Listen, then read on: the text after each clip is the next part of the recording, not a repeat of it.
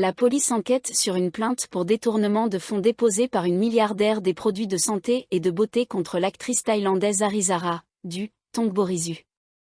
Un avocat représentant l'entrepreneuse Wasana Intassan a rencontré jeudi les enquêteurs de la division de répression du crime, CSD, pour présenter des informations supplémentaires à l'appui de la plainte. Le colonel de police Anek Taozupar, commandant adjoint de la CSD, a déclaré que le processus prendrait plus de temps, car il impliquait la collecte de preuves et l'interrogatoire des témoins. La police n'a pas encore convoqué la personne accusée, en attendant le résultat de l'enquête préliminaire, a-t-il précisé. Les informations initialement recueillies pourraient n'aboutir qu'à une accusation de détournement de fonds, a déclaré le colonel Anek. Le détournement de fonds est passible d'une peine de prison pouvant aller jusqu'à 3 ans, mais un règlement est possible si les biens détournés sont restitués et si la partie lésée retire sa plainte, a ajouté le colonel Anek. Madame Wasana, 41 ans, est la directrice générale de Revomed Co., qui produit des compléments alimentaires et des crèmes de beauté, et propose des services de conseil dans le domaine de la santé et de la beauté. Elle aurait demandé à son avocat de déposer une plainte auprès de la CSD le 11 mars, accusant l'actrice de 34 ans d'avoir emprunté et mis en gage ses sacs de luxe et ses accessoires pour une valeur totale de 62 millions de bahts. Parmi ces accessoires figurerait un collier d'émeraude et de diamants d'une valeur de 26 millions de bahts de la marque Lotus Art de Vivre. Des rapports non confirmés indiquent que le collier serait actuellement en possession d'un ministre. Le colonel Anek a déclaré que si une tierce partie est impliquée, cette personne devra prouver son innocence. Si la partie était au courant du détournement présumé et refusait toujours de restituer le bien, elle pourrait être poursuivie pour recel de biens volés, a déclaré le commandant adjoint. Attaché Jaëm Garin, l'avocat de Madame Wasana, a déclaré jeudi avoir fourni des informations supplémentaires à la police, ajoutant que l'affaire concernait uniquement un détournement présumé de fonds. Si les objets empruntés sont restitués, l'affaire peut être conclue, a-t-il déclaré. L'avocat Nitizak Mekuat, qui représente l'actrice, a déclaré que sa cliente était partie à l'étranger avant l'action en justice et n'était pas encore revenue en Thaïlande. Il a précisé que sa cliente n'avait pas l'intention de fuir. Madame Arizara avait déjà fait la une des journaux plus tôt en 2023 lorsqu'elle avait accusé son ex-petite amie de diriger un réseau de jeux d'argent et de l'avoir maltraité, ce qui l'avait poussé à fuir à Taïwan. L'autorité des autoroutes de Thaïlande, EXAT, a rouvert jeudi matin la barrière de péage de Dao Canon en direction du centre-ville, sur l'autoroute Chalerm-Mahanakhon, après l'enlèvement des débris causés par l'effondrement du pont autoroutier samedi dernier. Tous les débris bloquant l'accès routier à la barrière de péage dans le district de Chom Thom à Bangkok ont été retirés. La surface de la chaussée a été réparée et le marquage des voies a été refait à temps pour l'ouverture à 6 heures du matin. Cependant, EXAT a annoncé que la barrière de péage serait fermée la nuit, de 21h à 5h chaque jour, pour permettre la poursuite des travaux de construction de l'autoroute surélevée Rama 3 Dao Canon Western Bangkok ou Tering Road jusqu'à la fin du projet. L'effondrement tragique de samedi dernier s'est produit lors du coulage d'une immense poutre transversale destinée à la nouvelle autoroute surélevée, au-dessus des rampes d'entrée et de sortie de l'autoroute Chalerm-Mahanakhon.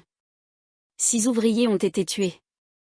La circulation était fluide jeudi matin à la barrière de péage rouverte, probablement en raison des vacances scolaires en cours, a déclaré le général de division Tawa Wong Saenja, commissaire adjoint du bureau de la police métropolitaine. Cependant, le trafic en direction de la sortie de l'autoroute Chalerm-Mahanakhon reste une préoccupation majeure, a-t-il ajouté. La poutre effondrée a complètement bloqué la rampe de sortie surélevée de l'autoroute menant à la route Rama 2, l'axe principal reliant Bangkok au sud du pays. Le général de division Tawa a déclaré que les automobilistes se dirigeant vers la sortie devaient emprunter la route Suksawa à la place, provoquant un important embouteillage dans cette zone. Le gouverneur d'EXAT, Surachai Laofulsuk, a également exprimé son inquiétude concernant la circulation de soirée en direction de la sortie et a déclaré que l'organisation réparerait la rampe de sortie dès que possible. Monsieur Surachai a déclaré ce week-end qu'il s'attendait à ce que les réparations de la rampe de sortie prennent environ 1 mois. Il a également annoncé que son agence préparait une plainte à déposer jeudi contre l'entrepreneur responsable de l'effondrement. Le projet de construction de l'autoroute Rama 3 Dao Canon Western ou Tering Road est couvert par le 3e contrat attribué au consortium ITDVCB, composé de Italian Thai Development plc et Vichit Bank Construction. Wishian Jitien, 32 ans, est mort tragiquement sur une route de Sakon-Nakhon, dans ce que beaucoup ont d'abord cru être un accident de la route. Cependant, une enquête approfondie a révélé qu'il était en réalité la victime d'un meurtre prémédité, une nouvelle qui a choqué la communauté locale. L'objectif des auteurs de cette mise en scène complexe était de frauder les compagnies d'assurance pour un montant astronomique de 14 millions de bahts. Ce qui semblait au départ être une tragédie survenue sur une route tranquille du district de Wannon-Niwa s'est transformé en une sombre conspiration, laissant beaucoup de questions sur les extrêmes que certains sont prêts à atteindre pour de l'argent. Dans la nuit du 10 février, Wishian, connu pour son comportement violent et ses problèmes de toxicomanie, est tombé d'un pick-up avant d'être écrasé par deux autres véhicules sur la route 2280, près de la route Ban-Nabuacharoen-Sin. Au départ, les autorités et la famille de Wishian ont cru qu'il s'agissait d'un tragique accident. Mais au fil de l'enquête, il est devenu évident que l'incident faisait partie d'un complot soigneusement orchestré pour provoquer sa mort et récupérer plusieurs millions de bahts en assurance. Ce qui rend cette affaire encore plus troublante, c'est la révélation que le cerveau derrière le complot n'était autre qu'un inspecteur de police expérimenté. Un complot familial devenu meurtrier. Avant sa mort, la sœur de Wishian, Madame Buarian, s'était confiée à Sakon Sonkao, 38 ans, au sujet des accès de violence de son frère. Se sentant désespérée et impuissante, Madame Buarian avait fait confiance à Monsieur Sakon qui soutenait la famille depuis l'accident de leur père en octobre dernier. Elle lui avait même demandé de donner une leçon à Wishian après que ce dernier eut agressé leurs parents. Malheureusement, cette demande innocente a été le déclencheur d'un complot meurtrier. Dans la nuit du décès de Wishian, Monsieur Sakon a appelé Madame Buarian, lui disant qu'il emmenait Wishian pour lui donner une leçon. Plus tard dans la nuit, la mère de Madame Buarian a appris que son fils avait été tué dans un accident de la route. Bien que Madame Buarian ait senti que quelque chose n'allait pas, elle n'avait aucune preuve pour étayer ses soupçons. Des indices troublants. Le complot a commencé à se dévoiler lorsque les enquêteurs ont découvert des anomalies dans les contrats d'assurance des véhicules impliqués. 3 pick-up détenaient au total 28 polices d'assurance, combinant des assurances obligatoires et volontaires. Le montant total de la couverture s'élevait à 14 millions de bahts, exactement la somme qui devait être versée à la famille de Wishian après sa mort. Le détail le plus suspect est survenu après l'accident, lorsque M. Sakon, muni d'une procuration signée par la mère de Wishian, Shanti, qui est handicapée et ne sait pas lire, a tenté de collecter l'argent de l'assurance. Il nous a seulement donné 100 000 bahts pour la mort de mon frère. Cela ne me semblait pas juste, a déclaré Madame Buarian, perturbée par la situation et frustrée qu'aucun coupable n'ait encore été arrêté. Les compagnies d'assurance interviennent. Le 25 février 2025, la police a reçu des plaintes de l'Office de la Commission des assurances et de plusieurs compagnies d'assurance concernant les irrégularités entourant l'accident.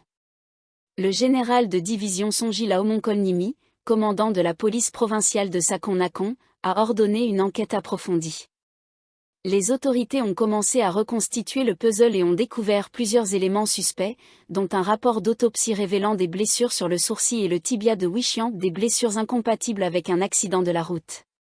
L'autopsie n'a révélé aucune éraflure ni marque de collision, ce qui est typique dans les accidents de voiture, a déclaré le lieutenant-colonel de police Nopadol Buali, enquêteur principal au poste de police de Wannon-Niwa. Une conspiration bien organisée. En creusant davantage, les enquêteurs ont identifié plusieurs suspects liés à l'affaire. Des mandats d'arrêt ont été émis contre 4 personnes. Sonsak Wobao, 56 ans, chauffeur du premier pick-up. Fonchanok Onsuratom, 41 ans, également présent dans le premier pick-up. Monsieur Sakon, chauffeur du deuxième véhicule. Firafa Rakin, 30 ans, chauffeur du troisième pick-up.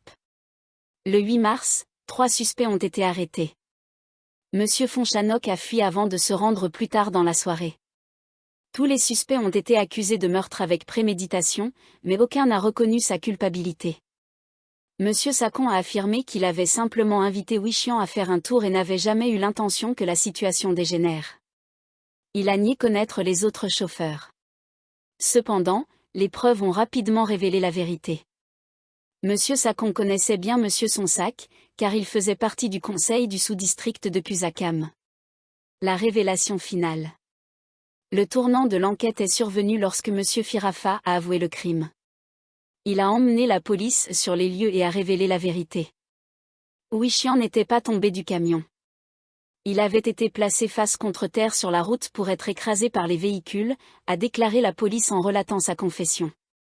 Monsieur Firafa a admis avoir participé au crime pour rembourser ses dettes. Le cerveau derrière le complot. L'affaire s'est révélée encore plus complexe que prévu.